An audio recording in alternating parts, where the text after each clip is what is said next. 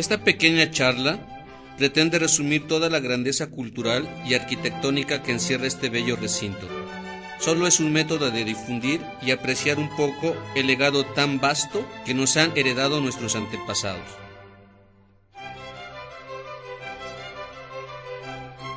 Santa María Tonancincla es una comunidad que forma parte del municipio de San Andrés Cholula. Se ubica a 10 kilómetros al sur en relación a la ciudad de Puebla. El pueblo de Tonancincla, como en la época prehispánica, está formado por 3 barrios, que llevan por nombre San Miguel, San Diego y San Pedro. Cada barrio cuenta con su propia capilla, pero no con la riqueza de Tonancincla. Cada uno de ellos nombra familias que cuidan del templo principal durante un año: fiscal, teniente y cera mayordomo. Estos 3 cargos son los más importantes y son rotatorios.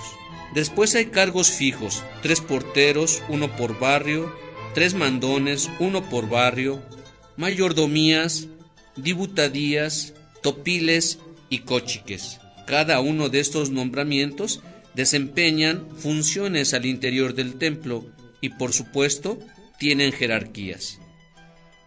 En esta organización no participa nadie más que la gente del pueblo. Si estamos de visita, por seguridad nos piden no tocar el decorado, no subir al altar principal y no tomar fotos al interior. La fachada que vemos es de principio de 1800. Es una fachada austera, sencilla, decorada en mosaico de talavera y ladrillo. Está dividida en 2 cuerpos. En el primer cuerpo encontramos un arco trilobulado de influencia mudéjar, flanqueado por columnas pilastras. Un balcón coral adorna el segundo cuerpo.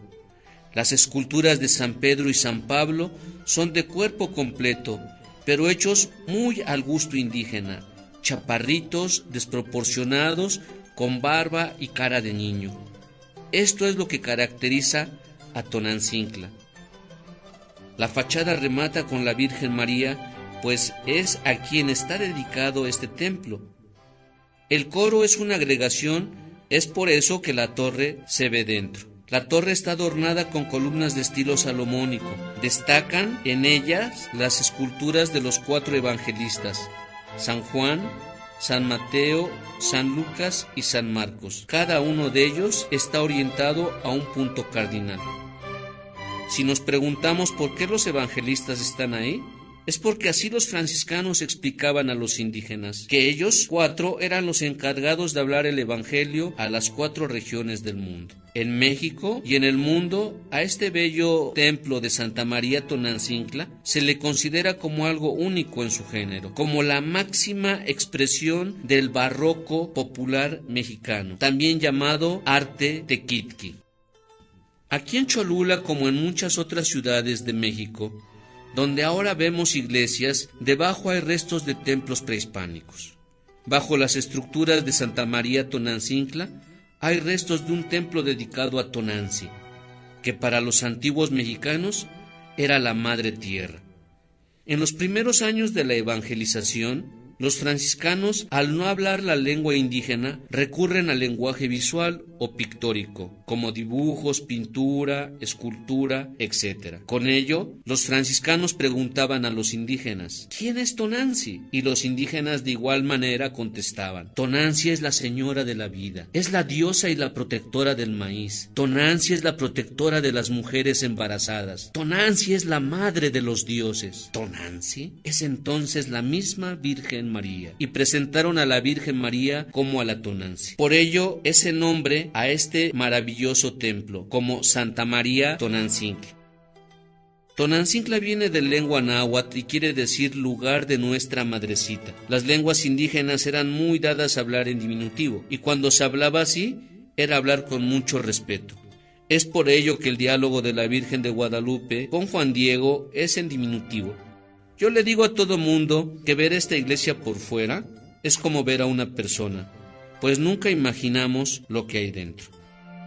A la entrada nos encontramos con un cancel en madera cedro, excelente talla cholulteca, pero rompe con la parte alta. el sotocoro.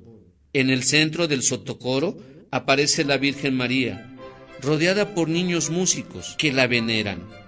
Algunos portan instrumentos de viento, otros portan instrumentos de cuerda.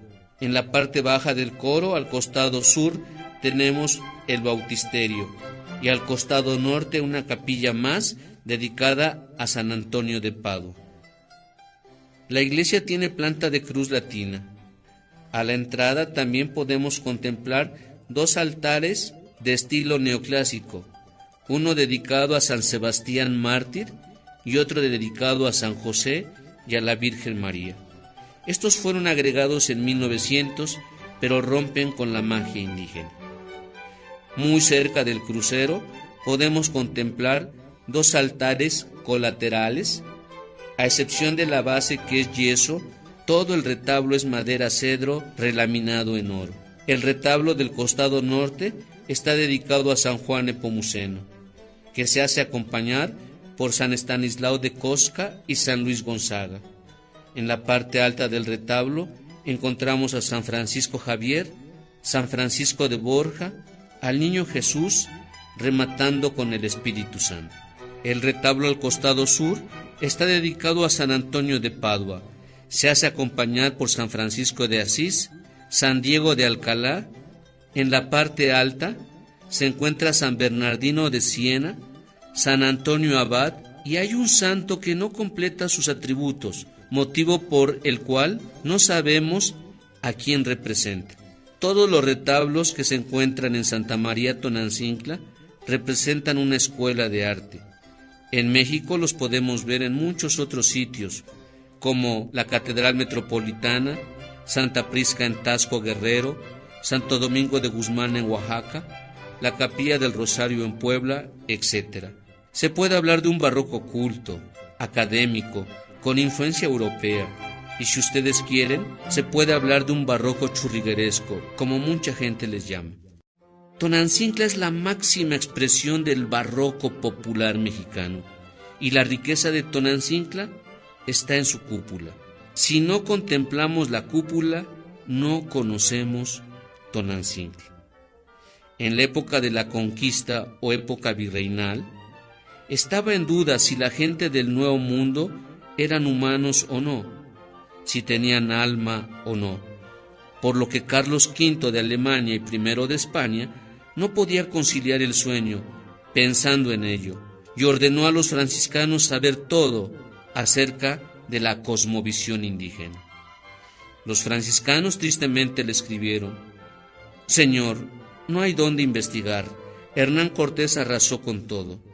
Y Carlos V volvió a ordenar: busquen entre los indígenas más sabios que hayan logrado sobrevivir a la conquista y pregunten: ¿esto del cielo, del infierno y del purgatorio vienen con la religión judeocristiana? Para los antiguos mexicanos no había un cielo, había 13 planos distintos. Tampoco había un infierno, para ellos existían 9 inframundos. Y según la cosmovisión azteca o indígena, nosotros debemos estar felices, porque hemos logrado superar esos 9 inframundos y hemos logrado llegar a un primer plano, la tierra. Pues según el pensamiento azteca, en la tierra comenzamos a ascender un plano astral.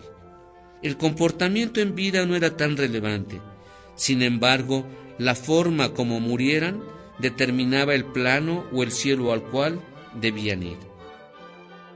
Imaginemos a los franciscanos: 13 cielos, 9 inframundos.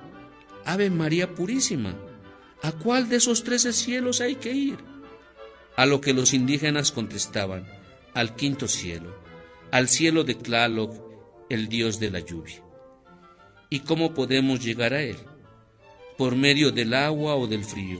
Los antiguos mexicanos creían que si morían ahogados por un rayo, por pulmonía, algo relacionado con el agua, esto automáticamente les llevaba al cielo de Tlaloc.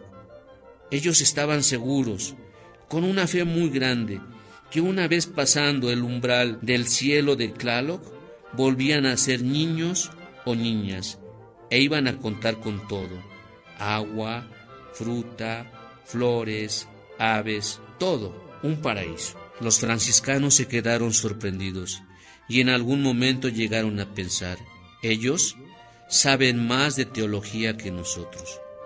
Hay una parte del Evangelio en Mateo donde Jesús dice que para poder entrar al reino de los cielos hay que volvernos o hacernos como niños. Para muchos escritores, Tonantzintla es el único sitio donde los franciscanos permiten expresar a los indígenas no solo su sentir artístico, sino también su sentir espiritual. Mucha gente que nos visita hablan de angelitos indígenas, otros más hablan de las distintas jerarquías de ángeles. En lo que nos queda del trabajo indígena, las caritas que ornamentan solo son caritas de niños y niñas indígenas. Es asombroso ver cómo cada carita tiene distinta expresión. No hay una carita igual o parecida, todas son diferentes. La expresión en los ojos ha llamado mucho la atención, pues ellos están sorprendidos. Algunos escritores dicen que estos ojos simbolizan los ojos del alma, y otros más dicen que estos ojos hacen alusión a los ojos de un sacerdote indígena que bajo el influjo de alguna planta dirige la ornamentación del templo. Todas las caritas llevan su tocado de plumas, al que comúnmente se le conoce como penacho, pero el nombre correcto es copil, que quiere decir corona de plumas o corona real. Para los antiguos mexicanos este tocado de plumas simbolizaba nobleza, sabiduría y servicio a la comunidad. En la época prehispánica, si alguna persona prestaba un servicio a la comunidad, ésta le premiaba con plumas, y si este servicio tenía un grado heroico, las plumas eran de águila, quetzal o colibrí, y eran más valiosas que el oro, la plata, incluso que las piedras preciosas. Es por ello que hasta la fecha los mexicanos, cuando gastamos dinero de más, llegamos a casa desplumados.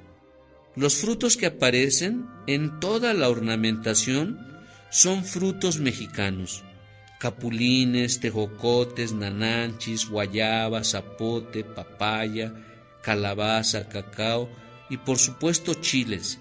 Imagínense un paraíso de mexicanos sin chiles. En el púlpito se pueden encontrar las distintas variedades de chiles. No hay nada relacionado con la uva o con el trigo, y nuevamente algunos escritores no descartan la posibilidad de que muchos de estos frutos fueron usados con fines religiosos o fines curativos. Si usted desea contemplar este cielo como un cielo cristiano, es un cielo dedicado en ofrenda a la Virgen María. Al centro de la cúpula, la palomita simbolizando el Espíritu Santo. La cúpula es octagonal, se abren 4 ventanas a los extremos y esto permite que gran parte del día y de la tarde la cúpula luzca iluminada. En las pechinas aparecen los 4 evangelistas.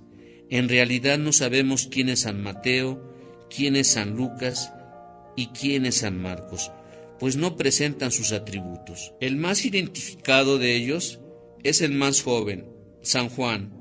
Arriba de ellos hay un supuesto ángel con alas de fuego, y detrás de esto que parece ser un ángel, hay otro personaje de pie con un libro en la mano: los doctores de la Iglesia, San Gregorio, San Agustín, San Ambrosio y San Jerónimo.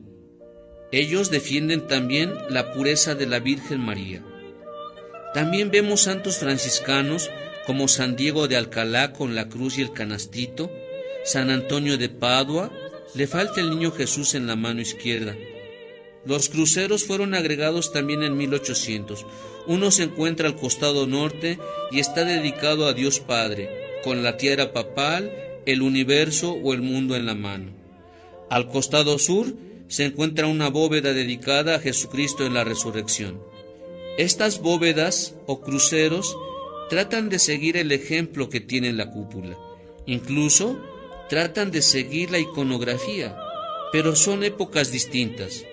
En los arcos que forman estos cruceros se ven máscaras con la boca abierta, y de la boca emanan una especie de papayas, calabazas o cacao.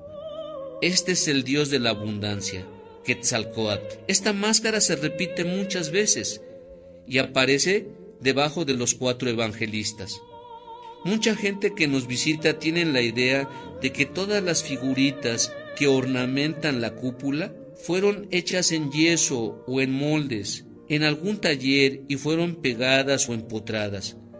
Pero lo que no saben es que los indígenas mezclaron barro, cal, arena y las raíces de pasto. Elaboraban su mezcla, dejaban que esta mezcla fermentara en agua, y después de un tiempo, lo poco que tomaban para pegarlo, le agregaban la pulpa o la brea del nopal. Finalmente utilizaban la clara de huevo. Esta debió tener alguna preparación en especial y con esto templaban el trabajo. Finalmente se aplican los colores. 65% de ellos son originales. Sabemos que mezclaron plantas, frutas, la grana cochinilla, caracoles, moluscos, óxidos de metal, la sal común de cocina, etc. Pero cómo obtener un azul, un rojo, un amarillo, un verde, se desconoce. Dicen por ahí que no todo lo que brilla es oro. Aquí sí, todo lo que brilla es lámina de oro de 23 quilates y medio. El altar principal es de principio de 1900. Es un baldaquino. Semeja una torre abierta. Le componen 3 columnas de estilo salomónico en cada extremo. En total son 12, ricamente ornamentadas por niños, flores y aves. Son unas columnas tan ricas en ornamentación que incluso podemos observar sus capiteles son compuestos, jónicos y corintios. El altar remata con un anagrama donde aparecen las iniciales de la Virgen María y finalmente San Miguel Arcángel. En el ábside, un retablo en madera de 1800, dedicado a mujeres santas. Es madera cedro laminado en oro. En la base del retablo encontramos una vez más a los 4 evangelistas y a los 4 doctores de la Iglesia. De izquierda a derecha, en el primer cuerpo, San Pablo, San Joaquín, Santa Ana. La Inmaculada Concepción de María que vemos no corresponde al retablo, pues es más pequeña. En su lugar debió haber estado un San Pedro. Hay quien dice que en la Revolución San Pedro decide unirse a los zapatistas. En el segundo cuerpo del retablo hay 4 mujeres. No presentan un atributo o símbolo con el cual se les pueda identificar. No sabemos quiénes son, pero si las observamos detenidamente, dan la impresión de que tienen el mismo rostro, la misma vestimenta y están embarazadas. Recordemos que Tonantzin es una diosa relacionada con la fertilidad. Es la protectora de las mujeres embarazadas.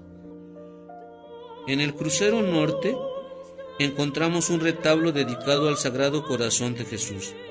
Es un retablo pasionario, pero propios y extraños lo llamamos el altar de los 7 Cristos.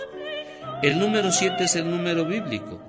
Si lo sumamos a Dios Padre, que remata el retablo con un triángulo, dan una suma de 8, y el número 8 es el número infinito. En el crucero sur, un calvario. En la parte baja está la imagen de un Señor Santo Entierro, mejor conocido como el Señor del Santo Sepulcro. En este calvario es notable ver la diferencia en tamaños. Así los franciscanos explicaban quién tenía mayor jerarquía religiosa, pues entre más grande, más importante. 14 y 15 de agosto se elabora una alfombra de arena y aserrín, y así se celebra la Asunción de la Virgen María. 8 de diciembre la Purísima Concepción, 25 de diciembre el nacimiento del Niño Jesús.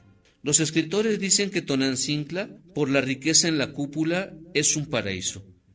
Miércoles, jueves y viernes santo, La gente del pueblo presenta un adorno dentro de la iglesia con ramas de ocote, palma, aves, frutos y flores. Todo esto natural. Y es así como en Semana Santa Tonantzintla se convierte en un verdadero paraíso. Tonantzintla no solo es la máxima expresión del barroco popular mexicano, es la iglesia más bella del estado de Puebla. Y no solo del estado de Puebla, pues es una de las iglesias más bellas de México, y por qué no decirlo, una de las iglesias más bellas del mundo. Todo mundo que visita Tonantzintla se pregunta, ¿cuántas caritas hay en este templo? Solo la cúpula está ornamentada por 260 caritas. Es posible simboliza en un calendario lunar los 9 meses de gestación. En la cúpula, justo debajo de la ventana del costado poniente, se encuentra un niño boca abajo. Muchos dicen que es el niño Jesús, cuando es enviado del Espíritu Santo a encarnar con la Virgen María. Otros más, que tiene cara de malo y que representa a Luzbel cuando es expulsado del paraíso. Hay quien dice que simboliza a un dios descendente, el sol. Pero al descubrir estas 260 caritas, ahora suponen que este niño simboliza un nacimiento. Espero que esta pequeña charla haya sido de su agrado y les invito a seguir conociendo todas las maravillas que nuestros antepasados nos heredaron en el hermoso estado de Puebla. Mi nombre es Armando Cuautle, guía de turistas del estado de Puebla, y agradezco a la comunidad de Santa María Tonantzintla por las facilidades para realizar este trabajo. Gracias.